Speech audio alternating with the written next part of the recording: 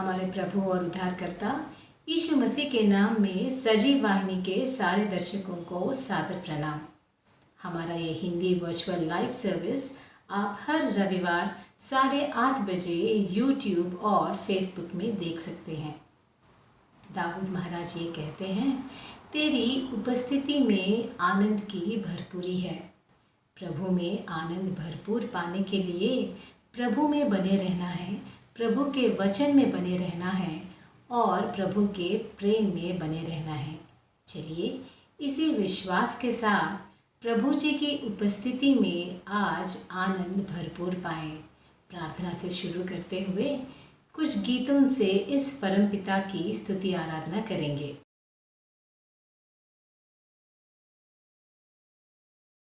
हमारे जिंदा खुदावंद परमेश्वर, हम आपके चरणों में आते हैं। आज का दिन, इस समय के लिए आपका बहुत बहुत धन्यवाद। पिछले हफ्ते आपने हमें बचाया, हमारा साथ दिया और फिर ये हफ्ते हम आपके चरणों में आते हैं। इस प्रेयर टाइम के द्वारा हम एक साथ मिलकर आपकी स्तुति करना चाहते हैं, आपको और जानना चाहते हैं। आप हमारे साथ बनाए रखें। आज के गानों से, आज के वचन से प्रभु जी आपकी स्तुति हो, आपकी आराधना हो। आप हमसे आज बात करिए, आपकी सन्निधि आप हमारे साथ बनाए रखिए। आज के हर गाने से आपकी स्तुति हो, आपकी आराधना हो, जो आराधना हमारे रूह से निकले और आपको खुश करे। और आज के दास को हम आपके हाथों में सौंपते हैं। आपका वचन उनको दीजिए, उनके होठों पे रखिए, जिस वचन से हमें और प्रेरित कर पाएँ, जो वचन हमें शक्ति दे, सामर्थ्य दें, ताकि आने वाले हफ्ते, आने वाले दिनों में हम वचन से प्रेरित होकर हमारे हर काम में हम विजय पा सकें। प्रभु जी, आज के प्रेयर टाइम को आपके हाथों पे सौंपते हुए हमारी प्रार्थना सुनने के लिए धन्यवाद। ये छोटी सी प्रार्थना यीशु मसीह के नाम पे मांगते हैं, आमीन।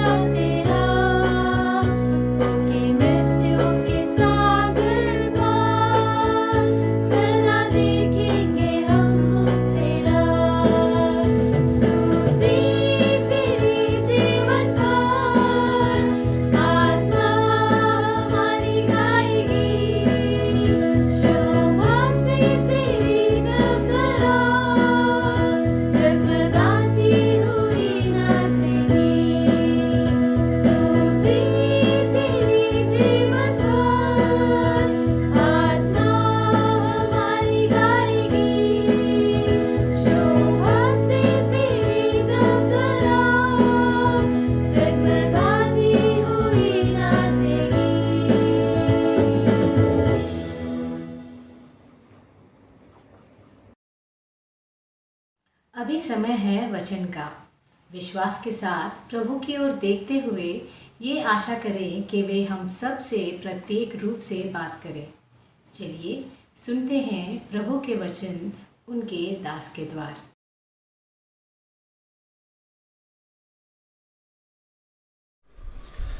प्रार्थना करेंगे। हमारे प्यारे स्वर्गीय पिता परमेश्वर, हम तेरा धन्यवाद देते सुंदर समय के लिए। प्रभु जी, तेरे चरणों में आए हुए जो वचन तू आज हमें सिखाने वाला है उसके लिए हम प्रार्थना कर रहे हैं। ये वचन प्रभु जी हमारे दिलों में रखकर उस प्रकार चलने के लिए प्रभु जी तेरी शक्ति और तेरा बल और तेरा ज्ञान से हमें बर। ये छोटी सी विनती प्रभु यीशु मसीह के नाम से मांगता हूँ, सुनकर कबूल करो पिता, आमीन। प्यारे भाइयों, आप सबको मेरा सलाम कहना चाहता हूँ। राजाओं का दूसरा किताब, उसका 5वां अध्याय, 2 Kings, the book of 2 Kings, उसका 5th चैप्टर, पहले वचन से मैं कुछ आपके लिए पढ़ना चाहता हूँ। आराम के राजा का नामान नामक सेनापति अपने स्वामी की दृष्टि में बड़ा और प्रतिष्ठित पुरुष था, क्योंकि यहोवा उसके द्वारा अरामियों की विजय किया था। वह शूरवीर था परंतु कोढ़ी था। प्यारे भाइयों, आशा करता हूँ आप सब लोग कुशल हैं और प्रभु में हैं, क्योंकि हम जिस प्रकार की परिस्थितियों में गुजर रहे हैं, 3rd वेव आने वाला है। सो आप सबसे मेरा विनती है कि आप अपने प्रिकॉशंस लेते रहे, अपने प्रोटोकॉल्स में आप कोविड प्रोटोकॉल्स में रहे, और मेरी प्रार्थना ये है कि आप नित्य प्रभु में रहे, प्रभु की स्तुति करते रहे, प्रभु की आराधना करते रहे और वचन में बढ़ते रहे, क्योंकि हमें वचन ही एक ऐसा सहारा है जो हर प्रकार के परिस्थितियों में हमारे साथ रहता है। हर प्रकार के परिस्थितियों हमारे साथ रहता है। हम जब तक जिंदा है वो हमारे साथ रहेगा, और जब हम मर भी जाएंगे तो भी वचन हमारे साथ रहेगा।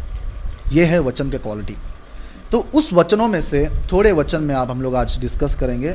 राजाओं का दूसरा किताब, उसका 5वां अध्याय, पहले वचन से।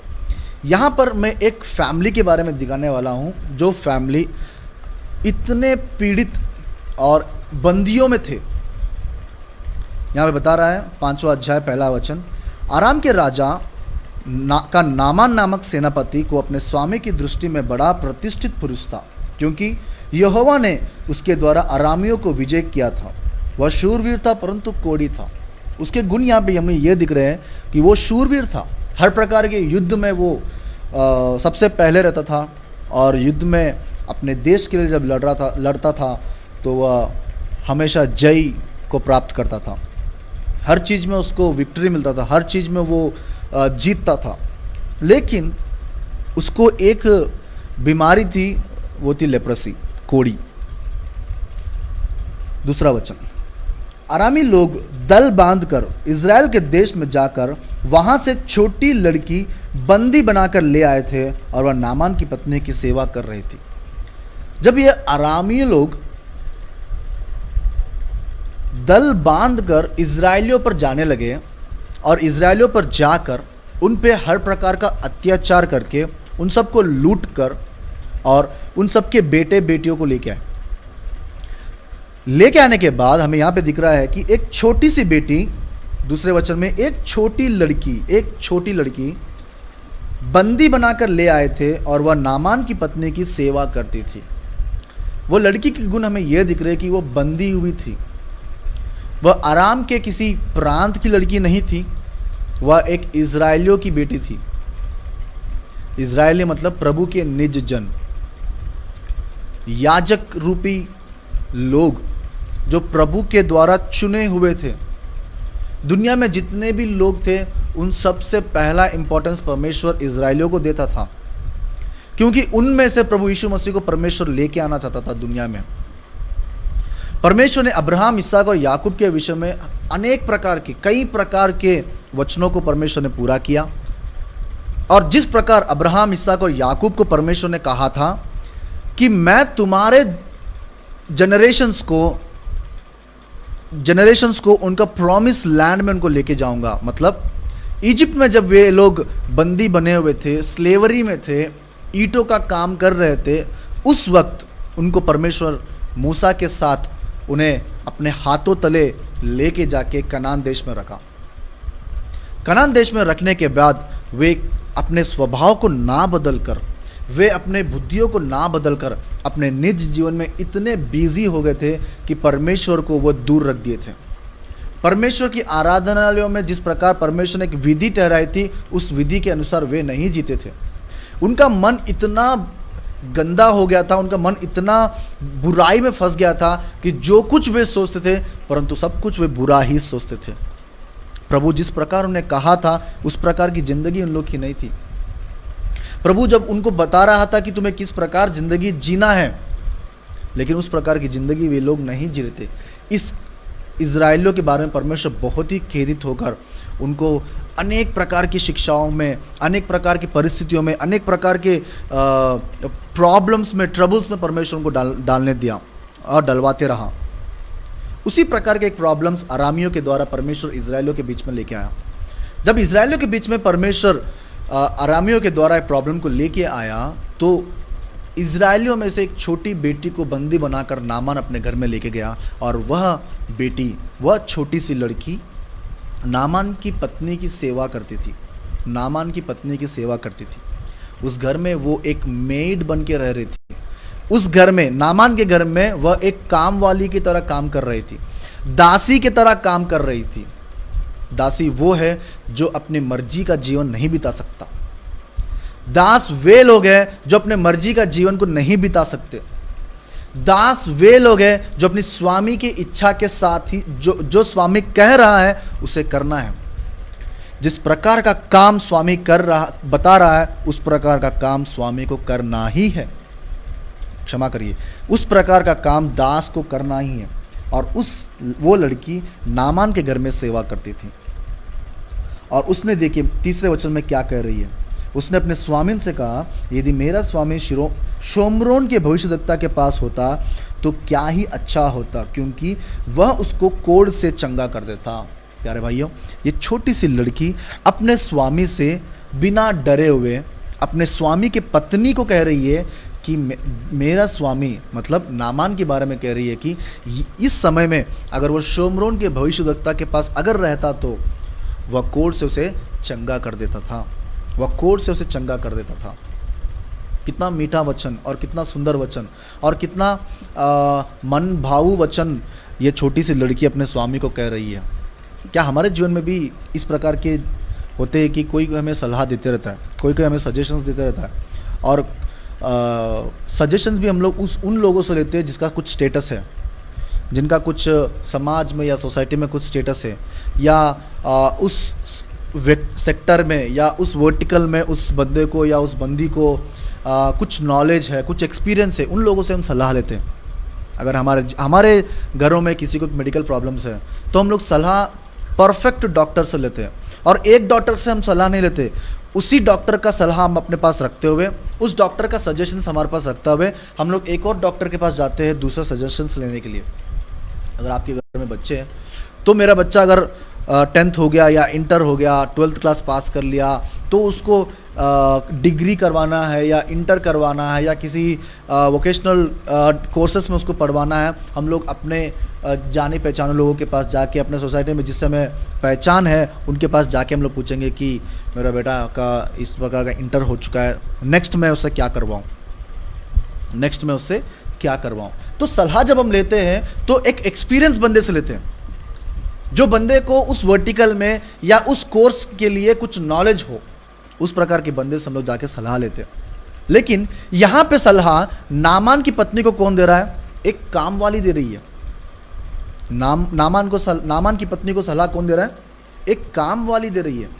और उस काम वाली ने जब उसको सलाह दिया, उस छोटी सी लड़की ने उसको जब सलाह दिया, और उस बात को नामान ने लेकर, उस बात को नामान ने उसको एक्सेप्ट करके, नामान तब उठ के बोलता है 4 वचन में, तो नामान अपने प्रभु के पास जाकर, अपने प्रभु मतलब अपने राजा के पास जाकर, मतलब आराम के राजा के पास जाकर यह कह दिया कि इजरायली लड़की इस प्रकार कहती है, आराम के राजा ने कहा तू जा, मैं इजराइल के राजा के पास एक पत्र भेजूंगा। देखिए, एक छोटी सी लड़की जो स्लेवरी में से आई है, एक छोटी सी लड़की जो बंदी बन के आई है, इसका सजेशन, इसका जो इंटेंशन था कि मेरा स्वामी पवित्र हो जाएगा या चंगा हो जाएगा, इस प्रकार की इंटेंशन जब उसने नामान ने लिया था अपने दासी से, तो वह जाके अपने राजा को बताया और राजा ने नामान को उसी वक्त कहा कि तू चला जा और मैं एक रिकमेंडेशन लेटर भेजूंगा। किसको? इजराइलियों के राजा को। और उस प्रकार ही हुआ।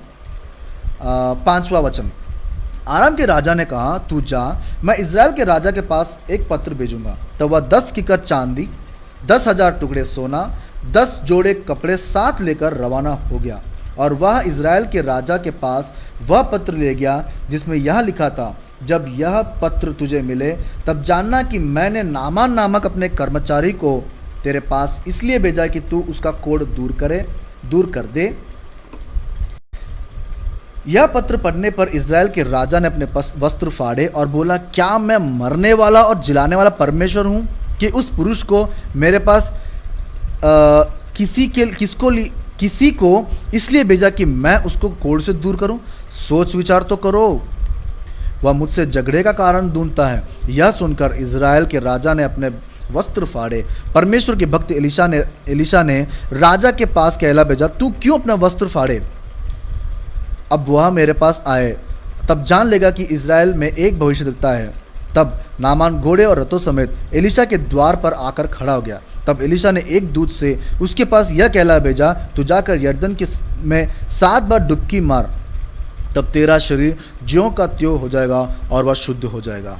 देखिए, नामान ने उस छोटी सी लड़की जो स्लेवरी में थी, जो बंदी बन के उसके घर में आई थी, उसका सजेशन लिया और इजराइल के देश में गया। इजराइल के देश में जाने के बाद वह नामान इजरायली राजा के सामने खड़ा हुआ। खड़ा होने के बाद जब राजा ने बताया कि मैं नहीं हूँ चंगा करने वाला, परमेश्वर ही है चंगा करने वाला, और ये बात जब एलीशा को पता चला, एलीशा प्रॉफिट को पता चला, तो एलीशा ने अपने एक दास को भेजा। एलीशा नहीं गया। एलीशा ने फिर क्या किया? एलीशा ने फिर एक और दास को भेजा। दास को भेज के कहा, तू जाकर यरदन में 7 बार डुबकी ले, यरदन नदी में 7 बार डुबकी ले। जब तू 7 बार डुबकी लेगा तो 7 बार डूब के उठने के बाद तेरा शरीर ज्यों का त्यों हो जाएगा। इंग्लिश बाइबल में अच्छा लिखा है कि your skin will be like a child skin, kids skin. छोटे बच्चों के जिस प्रकार का शरीर रहता है उस प्रकार हो जाएगा। लेकिन देखिए, यहां पर नामान क्रोधित हो गया। क्यों क्रोधित हो गया? क्योंकि एलीशा डायरेक्ट इसके पास नहीं आया। एलीशा डायरेक्ट इसके पास नहीं आया। एलीशा डायरेक्ट इसके पास नहीं आया। देखिए, नामान के पास कितना घमंड था अपने पद का, अपने पद का। नामान के पास कितना घमंड था। वह सोच रहा था कि एलीशा मेरे पास आएगा चलकर, और जब मैं नामान के घर के सामने खड़ा रहूंगा, अपने रथ से उतरूंगा, उतरते ही एलीशा मेरे पास आ जाएगा। लेकिन एलीशा नहीं आया। एलीशा ने अपने एक दूत को भेजा, एलीशा ने अपने एक दास को भेजा नामान को संदेश देने के लिए, तू मेरे पास आने का जरूरत नहीं है। इनडायरेक्टली बता रहे कि तू मेरे पास आने का जरूरत नहीं है। तेरे को कुष्ठ की रोगी से, कोढ़ी की रोगी से अगर तेरे को चंगाई चाहिए तो तू जाकर यरदन में 7 बार डुबकी लगा। लेकिन देखिए, नामान उस प्रकार नहीं किया। 11वां वचन, परंतु नामान क्रोधित हो यह कहता चला गया, मैंने सोचा था कि अवश्य वह मेरे पास बाहर आएगा और खड़ा होकर अपने परमेश्वर यहोवा से प्रार्थना करके कोढ़ के स्थान पर अपना हाथ फेर कर कोढ़ को दूर करेगा। यह दमिश्क की अब्बाना और परार नदियां इजराइल के सब जलाशयों से उत्तम नहीं? क्या मैं उनमें स्नान करके शुद्ध नहीं हो सकता? इसलिए वह क्रोध से भरा हुआ लौट कर चला गया। तब उसके सेवक उसके पास आकर के, फिर एक बार नामान को एक और सेवक उसके पास आ रहा है। किसका सेवक? नामान का ही सेवक उसके पास आके फिर एक बार सलाह दे रहा है।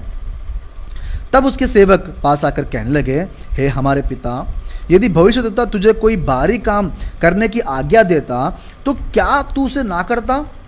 फिर जब वह करता है कि स्नान करके शुद्ध हो जा, तो कितना अधिक इसे मानना चाहिए। तब उसने परमेश्वर के भक्त के वचन के अनुसार यरदन में जाकर उसमें 7 बार डुबकी मारी और उसका शरीर छोटे लड़के सा हो गया और वह शुद्ध हो गया। प्रभु की स्तुति हो। वह एक शूरवीर था, और ये कोढ़ी एक ऐसी बीमारी है जो सालों से लगी हुई रहती है शरीर को। कोढ़ एक ऐसा बीमारी है जो शरीर में फैलते रहता है। यहाँ पे ये नहीं लिखा गया कि उसको कोढ़ कितने दिनों से या कितने महीनों से या कितने सालों से है, लेकिन ये लिखा गया कि वह शूरवीर था, लेकिन उसे कोढ़ी था, लेकिन वह कोढ़ी था। और किस शरीर के अंग में है करके भी नहीं लिखा गया प्यारे भाइयों, क्योंकि अगर कोढ़ी उंगलियों में मैक्सिमम आता है, पाँव की उंगलियां या हाथ की उंगलियों पर, ये हम लोग जानते रहते क्योंकि हमारे समाज में हम लोगों को देखते रहते कोढ़ी से, जो लेप्रेसी से पीड़ित है उन लोगों को। देखिए, ये नामान अपने दासी का बात सुना और उस प्रकार किया, एलिशा के दास का वचन सुना और उस प्रकार किया, नामान के खुद का सेवक, नामान का खुद का दास, उसको सलाह दिया, फिर उसने किया। 3 बार उसने ये सलाह को लिया और वह जब जाकर यर्दन में डुबकी मारा, कितने बार? 7 बार। 7 बार डुबकी मारने पर उसका शरीर कैसा हो गया? छोटे लड़के सा हो गया और वह शुद्ध हो गया। इतना डेलिकेट हो गया था, इतना डेलिकेट हो गया था कि छोटे बच्चों को हम लोग जब नहलाते हैं या उसको मालिश करते हैं तो बहुत ही सॉफ्ट स्किन उसका रहता है, बहुत ही सॉफ्ट स्किन। उस प्रकार इस शूरवीर का शरीर हो गया था जिसका नाम नामान था प्यारे भाइयों। लेकिन आज मेरा वचन पता है आज मैं आप लोगों से क्या शेयर करने वाला हूँ 15वें वचन में। तब अपने सब दल बल समेत परमेश्वर के भक्त के यहाँ लौट गया, मतलब एलिशा के पास लौट गया और उसके सम्मुख खड़ा होकर कहने लगा, सुन, अब मैंने जान लिया है कि समस्त पृथ्वी में इज़राइल को छोड़ और कहीं परमेश्वर नहीं, इसलिए अब अपने दास की बेंट को ग्रहण कर। बस राजाओं का पहला किताब उसका 5वीं अध्याय पहले वचन से लेकर मैंने 15वीं वचन तक पढ़ के सुनाया मैंने क्या क्या हुआ है वहां पर। यह संदर्भ था प्यारे भाई।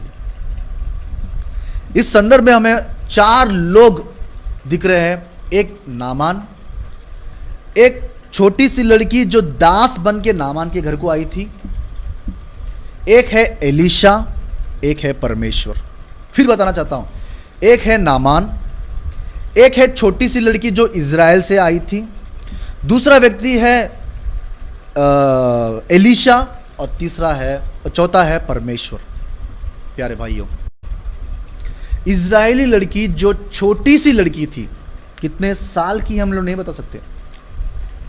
मैं हूं 30 साल का और मैं अगर कहूंगा कि ये छोटी सी लड़की है, मेरे एज के हिसाब से अगर मैं सोचूंगा या मैं बोलूंगा तो छोटी सी लड़की इसका मतलब है 5 से 10 साल की बेटी। अगर आप लोग में से कोई होंगे जो 80 साल या 50 से 80 साल के बीच में होंगे, आप लोग के नज़रों में छोटी सी लड़की का मतलब 20 से 25 साल के बीच में जो भी लड़की होगी।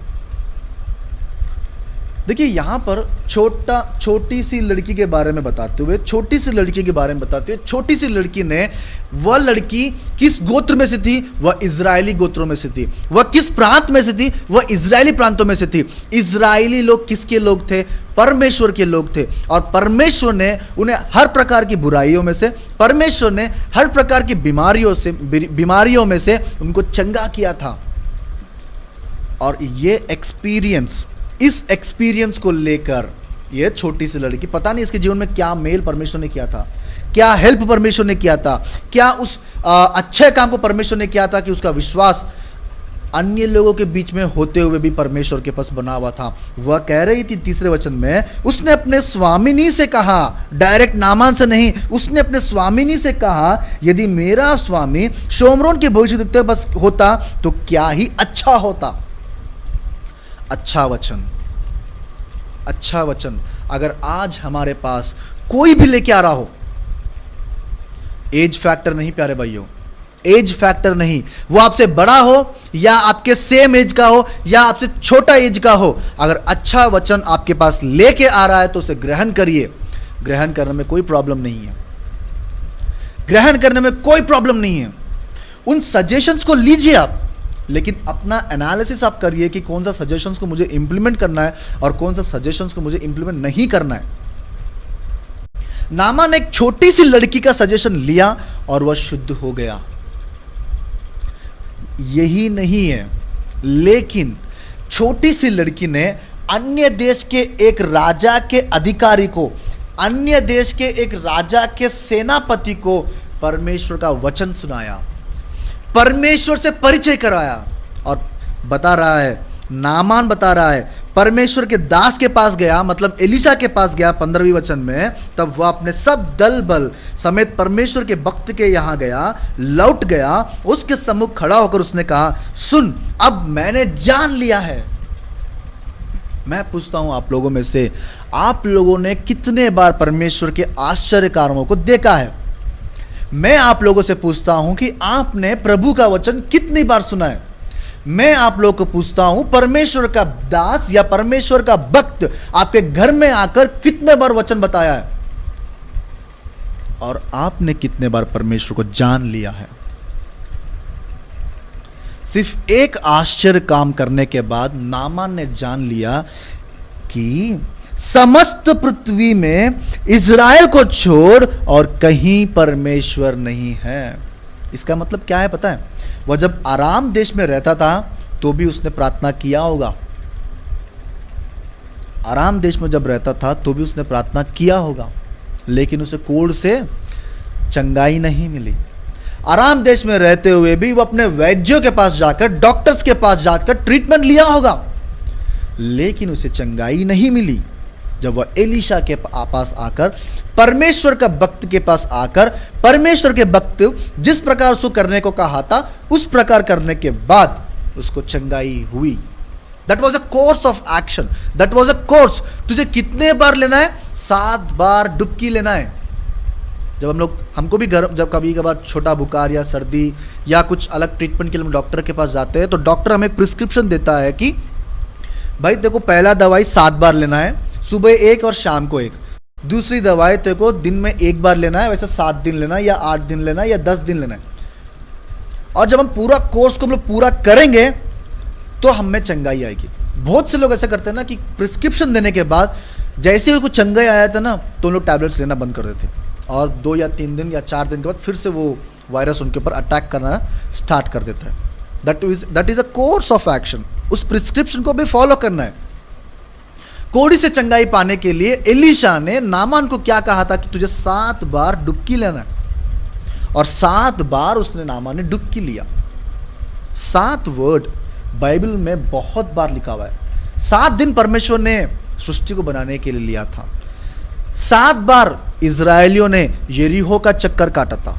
7 बार नामान ने डुबकी लिया था।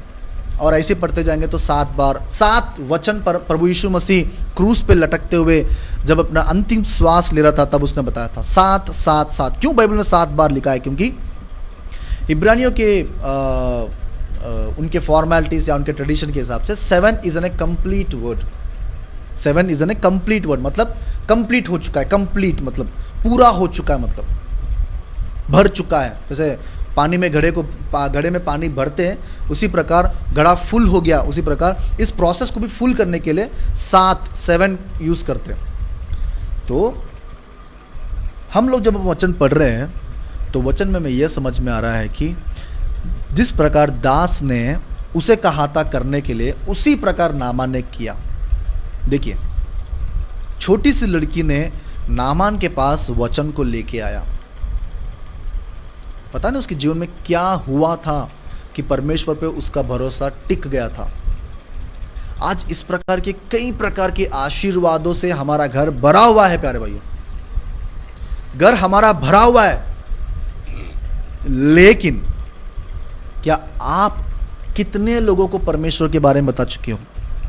आपसे मैं पूछना चाहता हूं। छोटी सी लड़की एक बड़े सेनापति को परमेश्वर का वचन सुनाई है।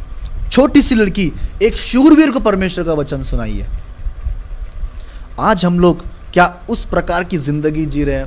परमेश्वर से हमारा एक एक्सपीरियंस होने के बाद, परमेश्वर से जो हमारा रिलेशनशिप था, उस प्रकार के एक्सपीरियंस्ड रिलेशनशिप होने के बाद क्या हम और लोगों को परमेश्वर का वचन सुना पा रहे हैं? क्या आप लोग शेयर कर पा रहे हो कि जिस प्रकार परमेश्वर से मैं बात कर रहा हूं उसी प्रकार परमेश्वर मुझसे बातें कर रहा है? पता है आप लोगों को, परमेश्वर जब बातें करता है तो हमें ध्यान धरकर सुनना चाहिए, क्योंकि वो हमारे बातें सुनता है, ध्यान धरकर सुनता है। मलाकी का किताब उसका 3रा अध्याय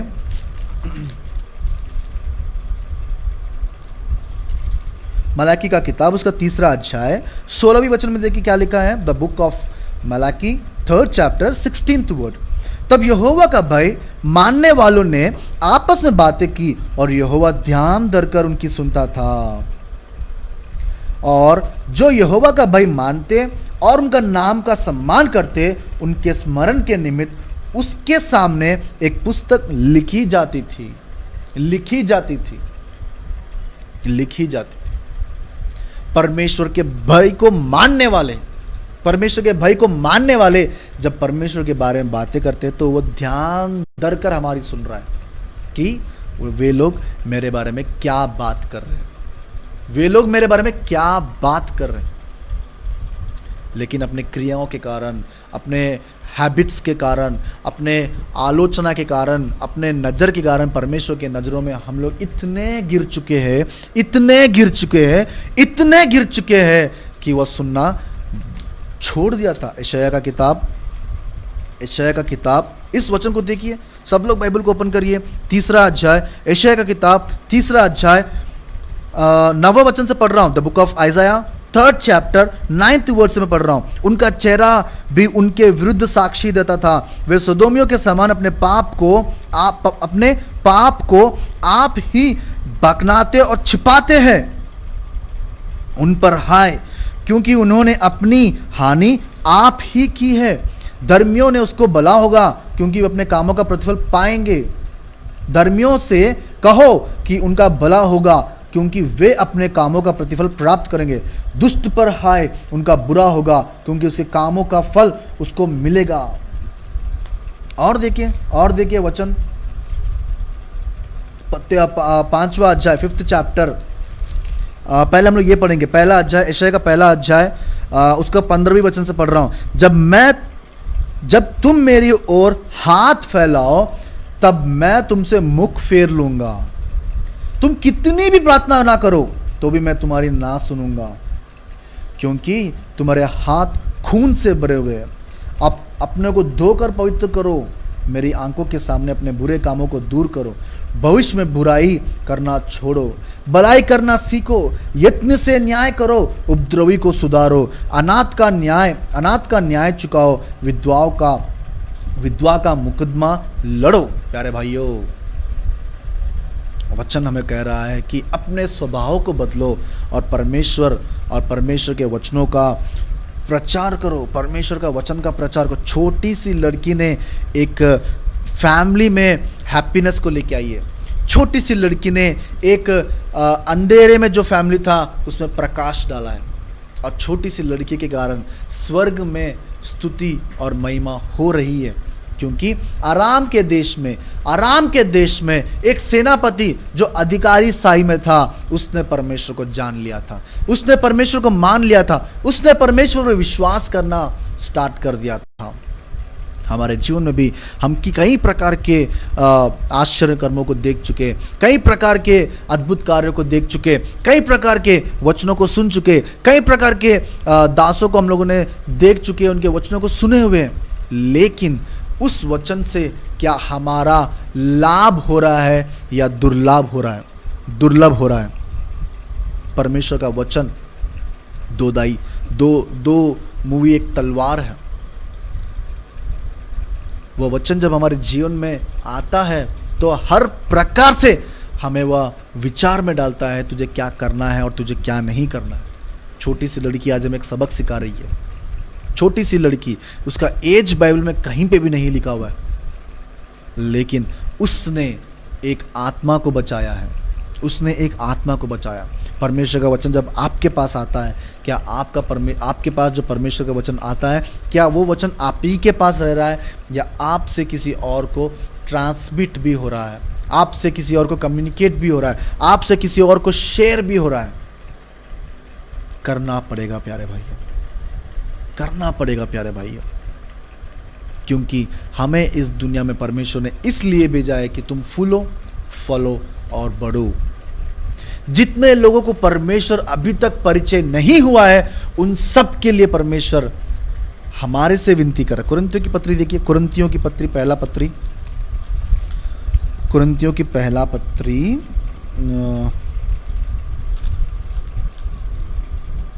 हाँ, कुरिन्थियों की दूसरी पत्री उसका 5वां अध्याय, कुरिन्थियों की दूसरी पत्री उसका 5वां अध्याय 20वें वचन में देखिए, 20th word, letter to second letter to Corinthians 5th chapter 20th word. इसलिए हम मसीह के राजदूत हैं। जो वचन आपके पास लेके आ रहा है वे परमेश्वर के राजदूत हैं, मसीह के राजदूत हैं। मानो परमेश्वर हमारे द्वारा विनती कर रहा है। कितना अच्छा देखिए, God himself is requesting you.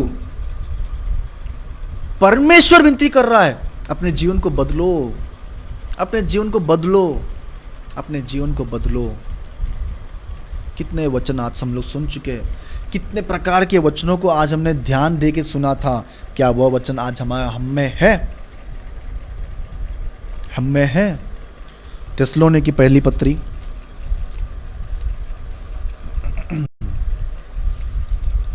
क्षमा करिए, दूसरी पत्री, पहला अध्याय 8वां वचन। Second letter to Thessalonians 1st chapter 8th word. और जो परमेश्वर को नहीं पहचानते और हमारे प्रभु यीशु मसीह के सुसमाचार को नहीं मानते, वह उनसे पलटा ले लेगा। देखिए यहाँ पे 2 कैटेगरी पीपल है। एक जो अभी तक परमेश्वर को नहीं पहचाने या उनके पास परमेश्वर का वचन अभी तक गया नहीं, ये एक कैटेगरी है। दूसरा कैटेगरी वे लोग हैं जो परमेश्वर का वचन गया और वे सुनना नहीं चाहते, वे मानना नहीं चाहते। फिर पढ़ रहा हूं 8वां वचन। और जो परमेश्वर को नहीं पहचानते और हमारे प्रभु यीशु मसीह को सुसमाचार को नहीं मानते। पहला है नहीं पहचानते, दूसरा है नहीं सुनते। उनसे परमेश्वर पलटा लेगा। सबसे पहले कैटेगरी में हम लोग आएंगे, क्योंकि हम लोग परमेश्वर का वचन जानते हुए भी बहुत लोग हम लोग अपने वचन को नहीं सुनाया। आपके घर के आसपास के लोग होंगे जिसको अभी तक परमेश्वर पहचान नहीं हुआ होगा। आपके ऑफिस में आपके कोलिग्स होंगे, आपके स्कूल में आपके फ्रेंड्स होंगे, आपके कॉलेज में आपके कॉलेज मेट्स होंगे, आपके साथ अगर गाड़ी आप लोग शेयरिंग गाड़ी में जाते हो तो आपके फ्रेंड्स होंगे जिनको परमेश्वर या उसको परमेश्वर अभी तक पता नहीं है। आपको परमेश्वर पता है। क्या आप लोग उसको बता पा रहे हो? आप लोग उसे परमेश्वर के बारे में बता पा रहे हो? अगर आपका ही फ्रेंड जो मर गया और परमेश्वर के सामने खड़ा है, बड़ा देखो मेरे बारे में किसी ने नहीं बताया, मतलब परमेश्वर मुझे आज तक किसी ने नहीं बताया। तेरा दोस्त है ना, वह मुझे जानता है ना, प्रभु मुझे आज तक कभी नहीं बताया। हर एक चीज़ में वह मेरे साथ रहता था, हर एक पार्टी में वह मेरे साथ रहता था, हर एक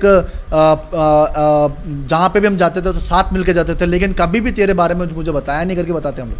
वो परमेश्वर उसको ऐसा बात करेगा, हमसे पलटा लेगा। जो लोग नहीं जानते उस कारण वो हमसे पलटा लेगा, उस कारण वो हमसे पलटा लेगा, क्योंकि तू जानते हुए भी औरों को परमेश्वर के बारे में नहीं बताया। छोटी सी लड़की आज हमारे लिए एक उदाहरण है।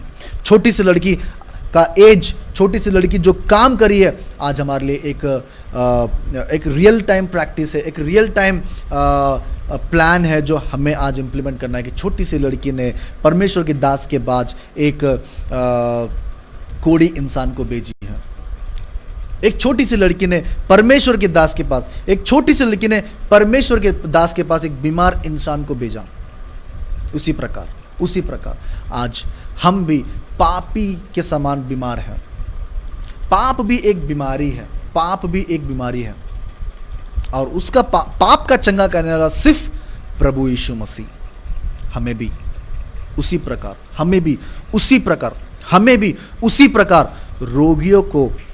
रोगियों से चंगा करने वाले व्यक्ति के पास लेके जाने, जो है यीशु मसीह, प्रभु यीशु मसीह के पास हमें उन्हें लेके जाना ही है।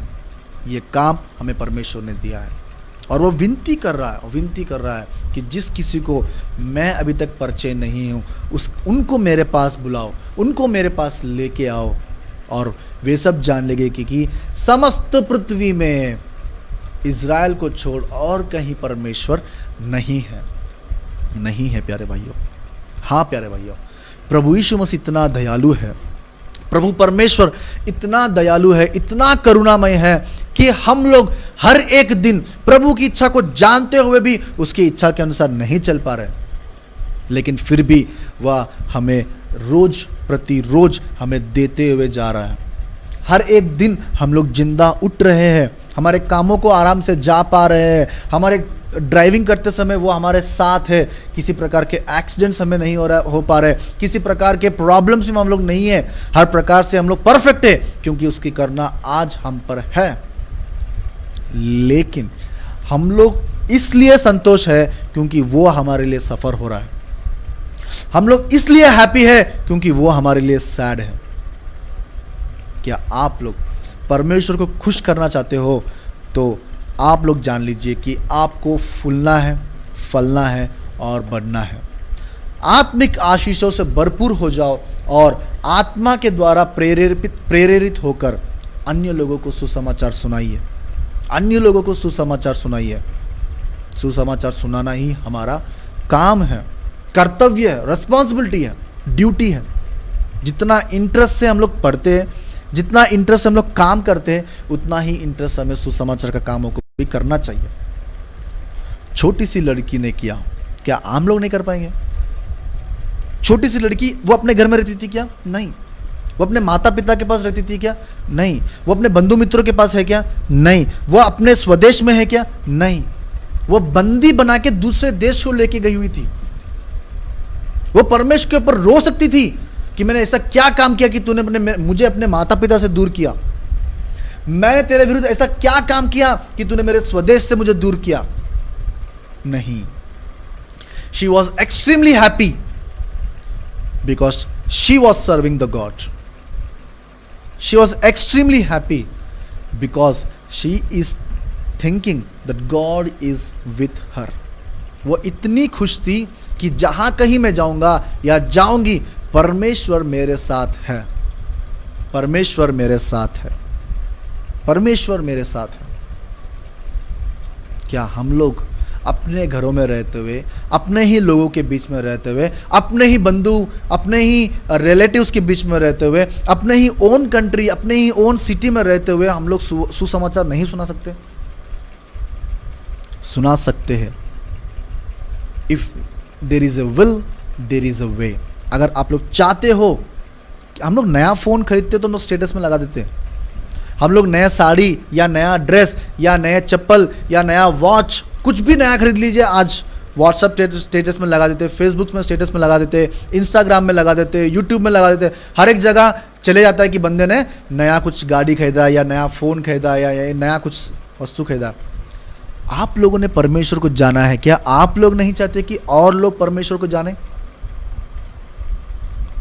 सोचिए इस बात को, सोचिए। ये छोटे से वचन से परमेश्वर आज हमसे बातें करना चाहता है कि वचन को सुनकर वचन की जिंदगी क्या हम लोग जी पा रहे हैं। आइए हम प्रार्थना करेंगे, परमेश्वर से पूछेंगे, क्या प्रभु जी मैं इस लायक हूं कि मैं तेरा सुसमाचार और लोगों के पास लेके जाऊं? क्या मेरे पास इतने स्किल्स है कि मैं तेरा सुसमाचार और लोगों के पास लेके जाऊं? आइए हम प्रार्थना करें। जहां कहीं पे भी हम हैं, हम अपने आंखों को बंद करेंगे और अपने आप को परमेश्वर के ऊपर कंसंट्रेट करेंगे और पूछेंगे परमेश्वर से, प्रभु जी तेरा ज्ञान से मुझे भर। मैं कितने के दिनों से प्रभु जी तेरे वचन को सुन रहा हूं, समझ रहा हूं और जान भी रहा हूं, लेकिन मैंने प्रभु जी आज तक मैंने उस छोटी सी लड़की के समान औरों को सुसमाचार नहीं सुनाया। इसलिए मैं माफी चाहता हूं। आज से बल्कि अब से मैं तेरे वचनों को प्रभु जी और लोगों को सुनाऊंगा, तेरे बारे में और लोगों को बताऊंगा। इस प्रकार की जिंदगी, इस प्रकार का कैरेक्टर मुझे दे प्रभु जी। इस प्रकार का एक रिनोवेट हुआ एक जिंदगी मुझे दे प्रभु जी। इस प्रकार की एक जिंदगी दे कि प्रभु जी और लोग मुझ में तुझे देख पाए, मुझ में तुझे देख पाए। प्रार्थना करता हूं प्रभु जी इस वचन के लिए तूने मुझे दिया। प्रार्थना करता हूं प्रभु जी तूने मुझे एक वेजल जैसा यूज किया। प्रार्थना करता हूं प्रभु जी इस सेवकाई के लिए। प्रार्थना करता हूं प्रभु जी जितने भी दास मिलके इस सेवा में है प्रभु जी, हम लोग और हिम्मत से और प्रभु जी जलन रखकर, प्रभु जी, और प्रभु जी हमारे जीवन में एक प्रकार का एटीट्यूड आ जाए कि प्रभु जी सिर्फ तू ही हमारे जीवन का मकसद है। तुझे छोड़ प्रभु जी हम लोग और कहीं ना जा पाए। सहायता कर प्रभु जी, सहायता कर। ये छोटी सी विनती प्रभु यीशु मसीह के नाम से मांगता हूं, सुन और कबूल करो पिता, आमीन। Thank you so much. आप सबको जय मसीह की।